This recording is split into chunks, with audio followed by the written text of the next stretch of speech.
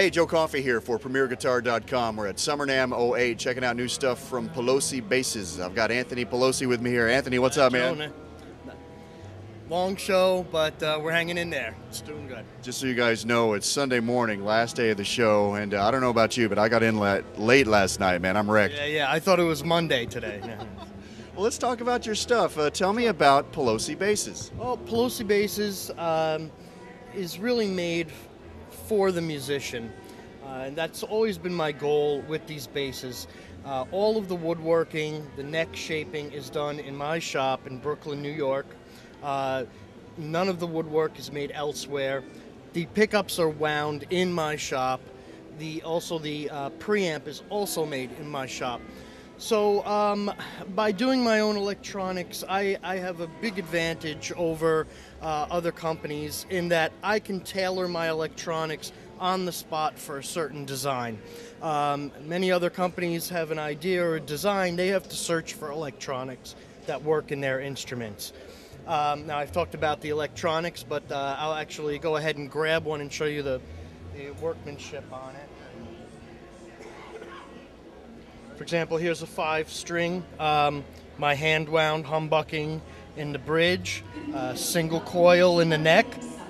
I also make the pickup covers in my shop. What kind of wood? This is a Wenge top pickup cover, and this body has a spalted maple top. The body wings are alder. For my basses, I find that with this design, it sounds best. A black laminate, another black laminate detail on the back, and on the back is a monkey pod, Wenge, maple, sapele, so multiple veneers of wood. And once again, these pickups are designed for this bass.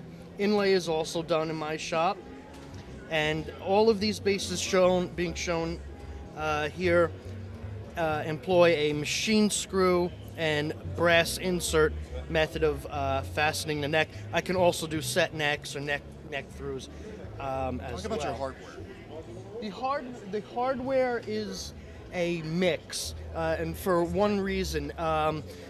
I want to get a variety of sounds and tones. So the hardware, it's a weird combination to think about, but I match hardware with truss rods. And for this reason, I offer 2 truss rods to bass players. This is something else that a lot of players don't have yet to realize, is that a double expanding rod will give you a different feel and tightness to the strings than a single expanding rod will. So for example, on this 4-string, I have a double expanding rod, and you can tell on my basses because I have a cover covering the adjustment, and I have a solid brass with steel saddle bridge. And this gives a real deep, spanky, solid sound for guys who are into slap and fusion playing.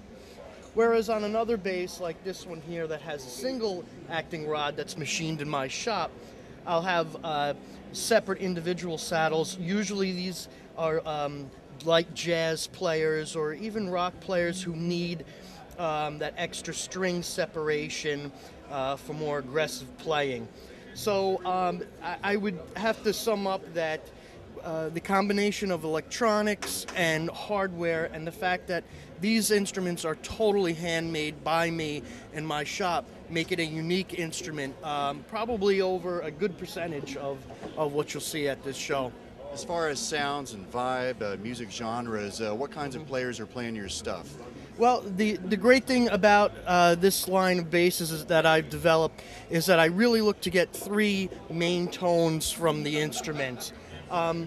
The bridge pickup you can get a very Rickenbacker-like sound out of because I'm designing a very tall coil with thin magnet wire.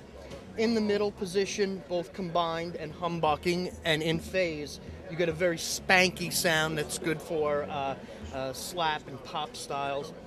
And in the rhythm position, it is the warmest position that really works well with jazz playing. So on each of these instruments that have that preamp, 2-band preamp, you get the same feature.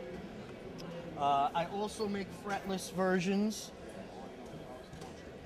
And once again, people ask me, oh, how did you get the location for the pickup here? Well, it's not just stuck there. I actually measure the harmonic points and then divide the pole pieces between the harmonic points. So if you were to extend the fretboard, it would fall between a fret. So harmonically, this bass has in tune. It's very in tune with itself. That's great. Once again, the back of multiple laminate. It's not hit or miss. You locked it in. I lock it in. Once again, it's I've been a player my whole life, and I want players to pick this up and be like, oh, hey, this makes sense, and that's what this is about. Scale length?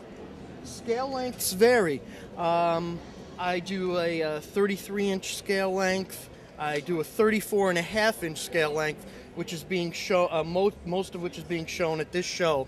And I've just noticed that the extra half an inch gives the low B just a little more tautness. Jazz guys who aren't as heavy on the low B, they can go with a regular Fender scale length, which is 34.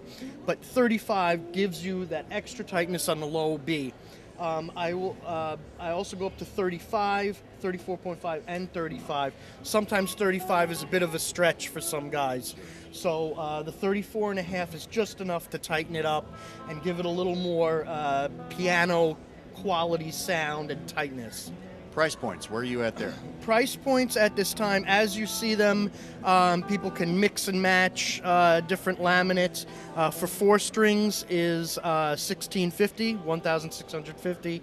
5 strings are $1,850, and 6 strings, which I'm not showing at this show, start at $2,200.